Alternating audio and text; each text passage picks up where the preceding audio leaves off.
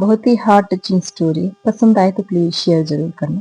ये क्या होता है ना, सुबह सुबह पति पत्नी के बीच बहुत ही ज्यादा लड़ाई हो जाती है।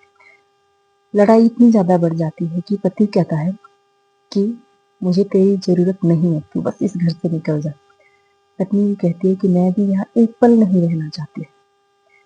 पति ऑफिस जाते और जाते जाते ये कह देते हैं कि जब तक मैं ऑफिस से वापस आऊं ना, तू मुझे यहाँ नहीं दिखनी चाहिए। ये सुन के ही पत्नी अपने कपड़ों की पैकिंग करने लग जाती है और अपने कपड़े की पैकिंग करते करते अपनी माँ को कॉल लगा देती कि माँ, मैं आपके पास आ रही हूँ, बस मुझे यहाँ पर एक पल भी नहीं रहना है। ये सुन के माँ बोली, बेटा ऐसा भी दामाद जी ने क्या कह दिया कि आप अपने घर को छोड़ के यहाँ आ रहे? दामाद जी इतने भी बुरे नहीं है।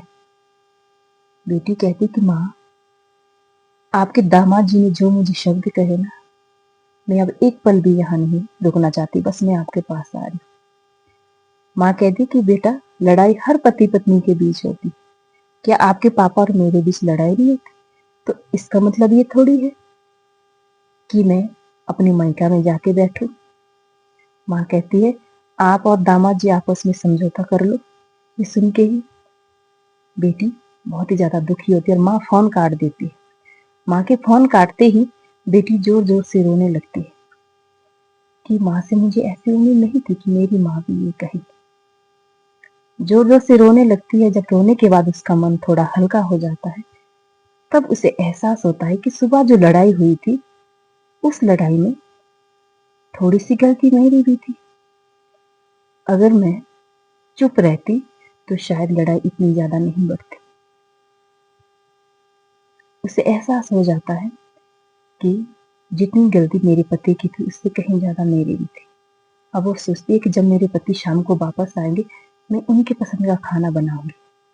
और शाम को खाना बनाने लग जाती है। जब शाम को पति वापस आते तो पति को डर था कि शायद जब तक मैं घर पहुंचे, मेरी पत्नी मुझे वहां ना मिले।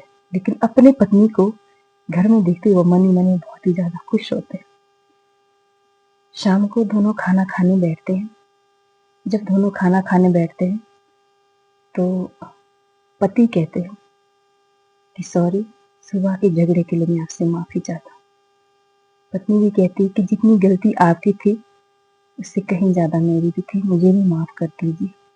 और मन ही मन में अपनी माँ का धन्यवाद करती, अगर शायद आज मेरी माँ ने मुझे मेरी मायका आने से ना रोका होता, तो आज मेरा ससुराल बर्बाद था। मैं यहाँ ना होती और मेरा घर पूरी तरह टूट जाता।